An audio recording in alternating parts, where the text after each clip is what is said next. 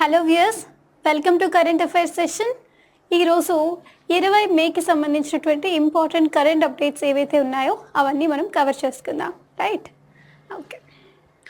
World bee day 2023 observed on 20th May. Okay, so right, so generally మనకి ఈ ఎకో సిస్టంలో right, so every one is equally important కదా.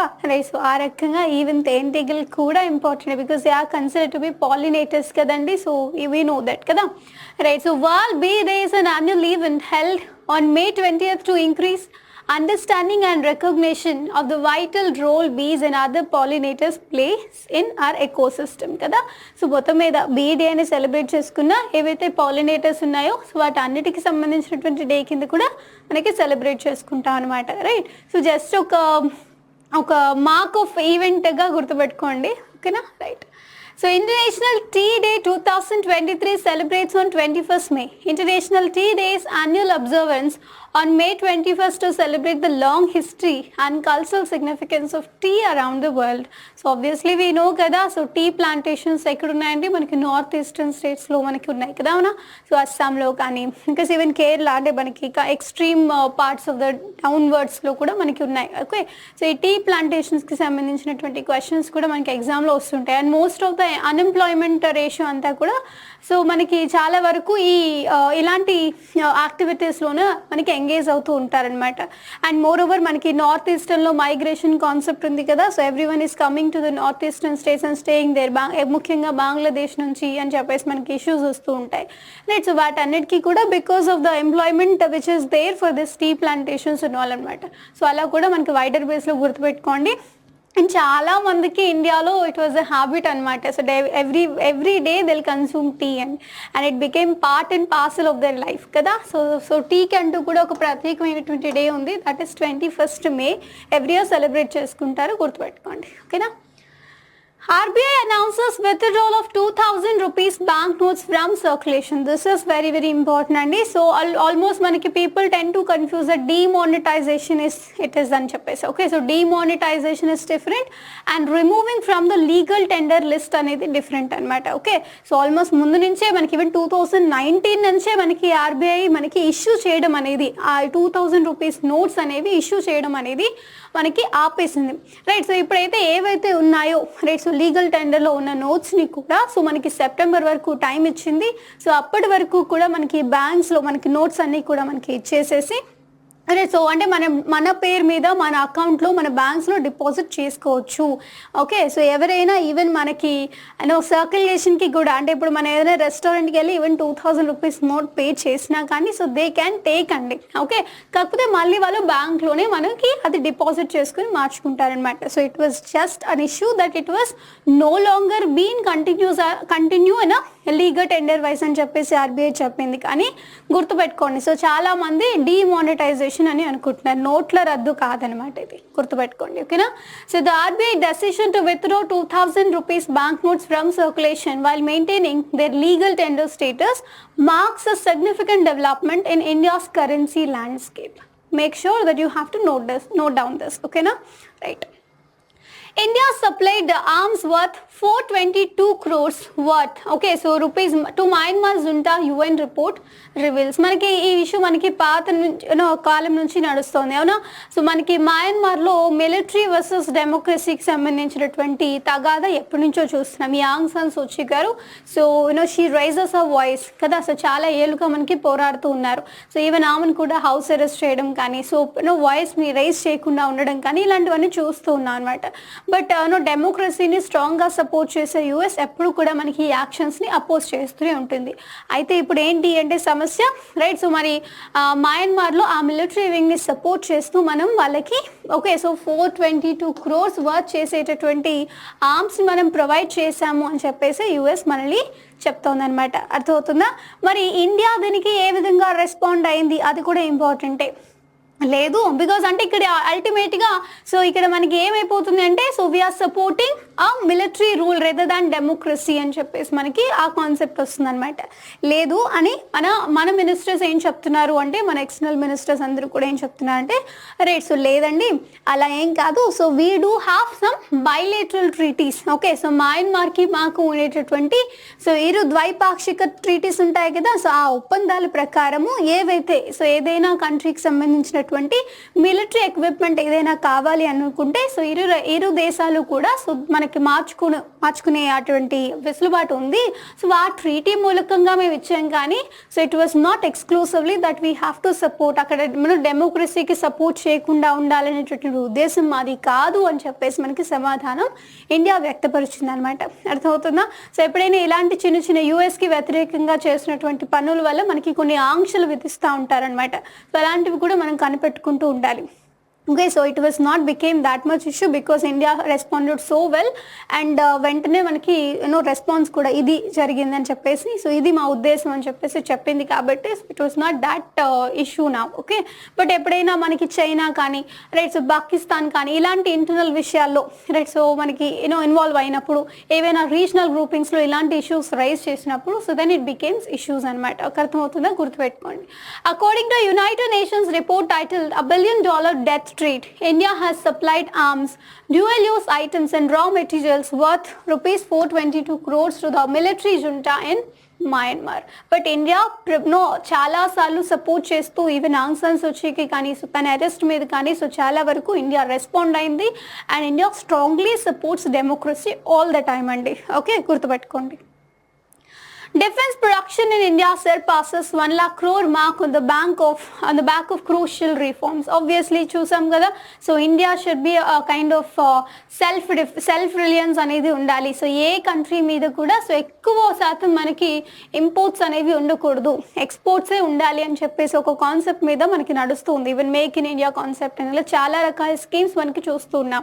ఆ విభాగంలోనే ముఖ్యంగా సో చాలా ఎక్కువ కాన్సన్ట్రేషన్ ఏ విభాగంలో పెట్టిందంటే సో డిఫెన్స్ అని చెప్పొచ్చు. సో అందులో ఒక మైల్ స్టోన్ అచీవ్ చేసాం అనమాట. Okay, so by achieving 1 lakh crore mark on the back of crucial reforms. Okay, so India's defense production crossing 1 lakh crore mark is a significant achievement and a testament to the country's efforts towards self-reliance in the defense sector అనమాట. So very important అండి. So obviously because if అంటే మనకి generally చెప్తూ ఉంటారు కదా, so if the defense sector is very strong so then the country's economy or the country's security or the country's entire growth process, everything that it will be stable అని చెప్తూ ఉంటారు కదా.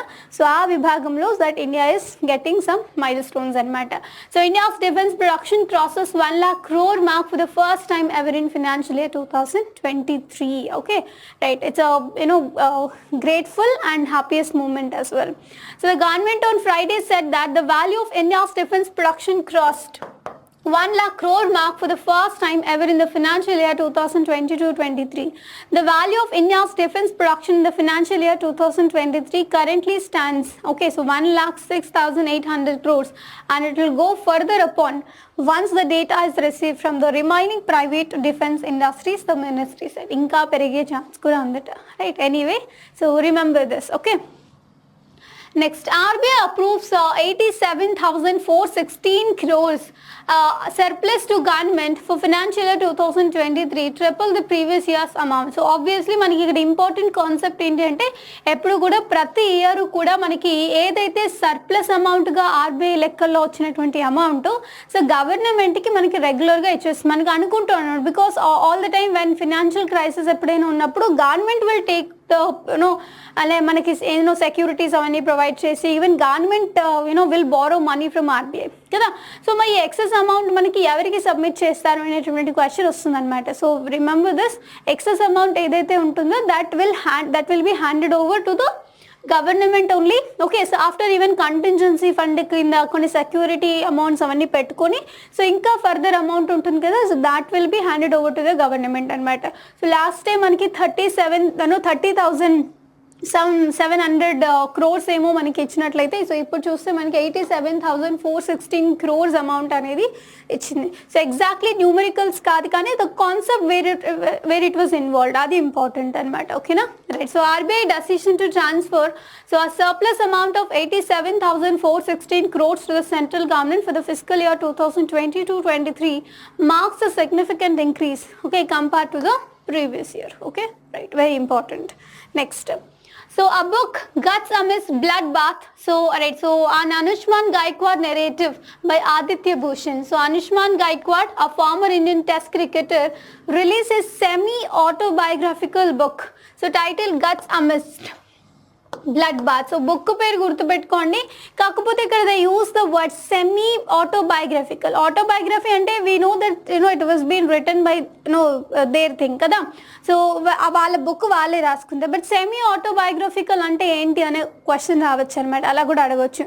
అంటే కొంచెం రియల్ స్టోరీకి దగ్గరగా ఉన్నప్పటికీ కొన్ని ఫిక్షనల్ ఎలిమెంట్స్ అనేవి యాడ్ చేస్తూ ఉంటారు అనమాట. బుక్ కదా మరి చదవడానికి ఇంట్రెస్ట్గా ఉండడం కోసం యాడ్ చేసే ఎలిమెంట్స్ అనమాట. ఓకే, సో గుర్తుపెట్టుకోండి. So guts amidst blood bath గుర్తుపెట్టుకోండి. Next, Ruskin Bond wrote a new book titled Golden Years. So very important అండి, even Mahatma Gandhi was been influenced అనమాట. సో ఇతని ఇతర బుక్స్ కూడా ఉన్నాయండి. So the boy who broke the bank, so ఇలాంటి చాలా interesting books అనేవి ఉన్నాయన్నమాట ఇతనివి. సో ఆబ్వియస్లీ బుక్స్ అండ్ ఆథర్స్కి సంబంధించినటువంటి క్వశ్చన్ మనకి ఎక్స్పెక్ట్ చేయొచ్చు. మరి ఈ బుక్ దేని గురించి మాట్లాడుతుంది అంటే, సో ఈ ఓల్డ్ ఏజ్ వాళ్ళకి ఏదైతే ఉంటుందో, so how to plan themselves in a very good way, efficient way, right. So ఎలా వాళ్ళు యూటిలైజ్ చేసుకోవాలి, సో ఎలా వాళ్ళ మనకి రిటైర్ అయిపోయిన ఏజ్ ఉంటుంది కదా, సో దాన్ని గోల్డెన్ ఏజ్గా ఎలా మార్చుకోవాలి అని చెప్పేసి మనకి, so with respect to that theme it was been discussing అనమాట. So Indian author Ruskin Bond wrote a book titled the golden years, the many joys of living a good long life. Okay, so ఇలా కూడా అడగొచ్చు అనమాట, theme మీద కానీ లేదా ఎవరు రాశారు అని కానీ ఇలాంటి క్వశ్చన్స్ అడిగే ఛాన్స్ ఉంది, గుర్తుపెట్టుకోండి. So Vakshir, Indian Navy's Final Kalveri class submarine begins sea trials. Even trial period lo unna kan enduku idi important, because it is our Indian trial kada, so definitely it is important. Okay, so the Indian Navy's 6th and final Kalveri class submarine Vakshir, okay, so has begun its sea trials. So Vakshir is scheduled for delivery to the Indian Navy in the early 2024 after completion of these trials. Okay, gurtu pettukondi, పేరు గుర్తు పెట్టుకోండి. ఓకేనా, right. Next, IDBI, Bank of Baroda and SBI Capital chosen to manage Indian Renewable Energy Department Agency initial public offering for renewable energy development. Right. So obviously 3 banks initiate చేస్తున్నాయి and revenue energy డెవలప్మెంట్కి సంబంధించి కాబట్టి, so definitely నా ఒక tender initial public offering అంటే ఒక tender లాగా, so they welcome it అనమాట, అదే జరుగుతుంది. ఓకే, సో ఇక్కడ మనకి ఏ బ్యాంక్స్ ఇనిషియేట్ చేస్తున్నారో అది మనకి అడిగే ఛాన్స్ ఉందన్నమాట. ఓకేనా, right. So Indian renewable energy department agencies initial public offering is a milestone for India's renewable energy sector. IDBI Capital, Bank of Baroda Capital, SBI Capital will lead the initial public offering with Sharaf. Okay, so leading partner evidente, so who will conduct this ante Sharaf and partners as legal advisor. Okay, gurtu pettukondi. Right. So World Day for Cultural Diversity for Dialogue Development 2023. So we know that cultural diversity ఉండడం వలన, so definitely there will be an improvement and there will be challenges as well కదా. So international wide cultural diversity వల్ల వచ్చేటటువంటి challenges ఏవైతే ఉన్నాయో, so వాటికి సంబంధించినటువంటి నిర్ణయాలు కానీ, సో ఓకే, సో వాటి వల్ల ఎలాంటి ఛాలెంజెస్ ఫేస్ చేస్తున్నారు అండ్ రెమిడియల్ మెజర్స్ కానీ, సో ఆపర్చునిటీస్ కానీ ఇవన్నీ కూడా డిస్కస్ చేస్తారనమాట. World Day for Cultural Diversity for Dialogue and Development, also known as Diversity Day, is an annual celebration held on May 21st. So its purpose is to recognize and value for cultural diversities that exist among countries, regions and individuals worldwide. కదా. So very important. And even India too కదా. So unity in diversity. So ఎన్నో భాషలు, ఎన్నో మతాలు, ఎన్నో జాతులు, so విభిన్నత కలిగినటువంటి so దేశం మన దేశం. ఓకే, సో అలాగే ఇంటర్నేషనల్ వైడ్గా కూడా సో మనకి ఈ జాతి విభిన్నతలు ఉంటాయి కదా. సో వాటన్నిటి మీద వచ్చేటటువంటి ఛాలెంజెస్ మీద మనకి ఈ డే అనేది డిస్కస్ చేస్తారనమాట. So this day carries significant important due to the fact that a considerable portion of the world's major conflicts stem from cultural differences. So it highlights the urgent need for the United Nations and United Nations Educational, Scientific, Cultural Organization, that is UNESCO, to address these conflicts and work towards achieving the primary objective of promoting global peace కదా. Very very important అండి. Because United Nations Organization కానీ right, so UNESCO కానీ any organization that you named of. Okay, so కల్చరల్గా ఎన్ని diversities ఉన్నప్పటికీ కూడా so obviously it promotes equality అండి. It promotes equal promotion of every religion కానీ, every reason కానీ, ఎవ్రీ కంట్రీ కానీ కదా. Right, so very important it is. Clear? Right. We'll see some questions, Andy. Abdullah Abu Bakr, who was seen in the news recently, plays which sport? Triple champa, javelin throw, swimming, chess. Okay, so ilanti sports related questions ani adugutunnaru kada. Right, so obviously it was a direct question andi. So triple champa andi, it was answer. So manaki Olympics lo silver medal kuda he won anamata. So ilanti kuda adugutu untaru, gurtu pettukondi. So which is the governing body of the Department of Atomic Energy in India? Atomic Energy Commission of India, Niti Ayoga, Department of Space, DRDO. So ilanti questions ki just with the kind of common sense that we can mark this answer kada. So very important. So recent ga manaki Baki, okay, so Ajit garu, he was been nominated, he was been chaired as a chairman kada. So ilanti questions kuda important. ikkada question adugutunnadu, Department of Atomic Energy ani adugutunnadu. So which is the governing body ani. So anyway mood associations kuda, so definitely we can eliminate with a simple sort of just ఒక oversight లోనే మనం చెప్పొచ్చు కదా. So answer ఏంటంటే direct question, it is Atomic Energy Commission of India will be the governing body of the Department of Atomic Energy in India. ఓకేనా, remember. Next, which scientific term is use to describe traditional animal health care? చూడండి, ఇక్కడ ఇలాంటి విషయాలకి generally you have to see that traditional అని అంటున్నారు and animal అంటే, so ఇలాంటి scientific టర్మ్లో in both the terminologies have to be added. So రెండు పదాలు కూడా మనకు అక్కడ కనిపించాలి. సో ఆయుర్ అండ్ పశు. ఓకే, సో పశు అంటే యానిమల్, ఓకే, బట్ ట్రెడిషనల్ అంటే ఆయుర్ కాదు కదా. సో సమ్ రిలేటెడ్ టు మనకి ఇప్పుడు మనకి రైట్ ఆయుర్వేదం వేరు, సో ఆర్థోడాక్స్ అంటే ట్రెడిషనల్ సిస్టమ్ వేరు. Okay, so we can eliminate these two options కదా. సో ఏన్షియన్ కూడా కాదు కదా. సో ఏన్షియన్ వెటర్నరీ కాదు. ఇక్కడ చూడండి, ఎథ్నో వెటర్నరీయా, ఎథ్నో పశువా. ఓకే, సో ఇక్కడ మనకి రెండు చోట్ల కొంచెం కన్ఫ్యూజ్ అయ్యే ఛాన్స్ ఉంటుంది. బట్ ఎథ్నో పశు కాదండి, ఇట్ ఇస్ ఎథ్నో వెటర్నరీ కదా. సో యానిమల్ రిలేటెడ్ అంతా కూడా మనం వెటర్నరీ అంటాం కదా. సో ట్రెడిషనల్ అంటే ethno. So scientific term which was been given ఏంటంటే ఎథ్నో వెటర్నరీ మెడిసిన్. క్లియరా? Right. Infrastructure and Project Monitoring Division functions under the aegis of which union ministry? Ministry of Statistics and Program Implementation, Ministry of MSME, Ministry of Commerce and Industry, Ministry of Housing and Urban Affairs. Okay, so direct question andi. Infrastructure and Project Monitoring Division ఏ ministry ఫంక్షనింగ్లో పనిచేస్తుంది అంటే answer ఏంటంటే Ministry of Statistics and Program Implementation ఆధ్వర్యంలో ఆ విభాగంలో పనిచేస్తుంది, ఆ మినిస్ట్రీ అండర్లో పనిచేస్తుంది. ఓకేనా? Right. Next, advance and so export promotion capital goods authorization scheme. So generally it was simple affairs అండి. సో అంటే జనరలీ మనకి మనకి ఫారిన్ ట్రేడ్కి సంబంధించినటువంటి రెగ్యులేషన్స్ చేస్తూ ఉంటారు కదా. సో దాంట్లో ఒక భాగమే, దాంట్లో ఒక స్కీమే అనమాట. Okay, so export promotion capital goods scheme అని. సో దాని టెన్యూర్ అనేది, సో దాని రూల్స్ అండ్ రెగ్యులేషన్స్ని కాస్త మనకి సరళింపు చేసి రైట్, సో మనకి ఎక్స్టెన్షన్ అనేది జరిగిందనమాట. అదే న్యూస్లో ఉంది. సో దీనివల్ల మనకి ఏ గూడ్స్ మనకి ఫెసిలిటేట్ అవుతాయి, ఇంత డీప్గా కాకపోయినా. సో దట్ స్కీమ్ మళ్ళీ ఇంకా కొంచెం ఎక్స్టెన్షన్ జరిగింది. సో అపార్ట్ ఫ్రమ్ దట్ ఇంకో 5 yearsకి మనకి ఎక్స్టెన్షన్ జరిగింది అనే విషయం గుర్తుపెట్టుకోండి. Okay, so the advance authorization scheme or advance license scheme is introduced by the government of India under foreign trade policy 2015 and 20, so which was been amended now. Okay, so very important, right? Right. Next, okay. So these are all for the today అండి. So అంటే generally మనకి so we need a kind of interaction అండి. So what all that the issues that you know మీరు ఏ విధంగా చెప్పాలనుకున్నారు, question answers అప్రోచా or issue based అప్రోచా, ఓకే. సో ఆరల్స్ ఎలా ఉంది, రైట్. సో ఇలాంటి విషయాలన్నీ కూడా so we want to learn from you అండి. సో అంటిల్ అండ్ అన్లెస్ అడిగిందే అమ్మ కూడా అన్నం పెట్టదంటారు కదా, అలాగే so what all that you want from our no institute so మీరు చెప్తే సో డెఫినెట్లీ దాన్ని బట్టి ఇంకా మనం ఫర్దర్గా ఇంప్రూవ్మెంట్ అనేది చేద్దామండి. We welcome changes because ultimately we wanted to give you the best output for your studies, okay, right. So until then keep watching, keep practising. Thank you so much. Have a wonderful day.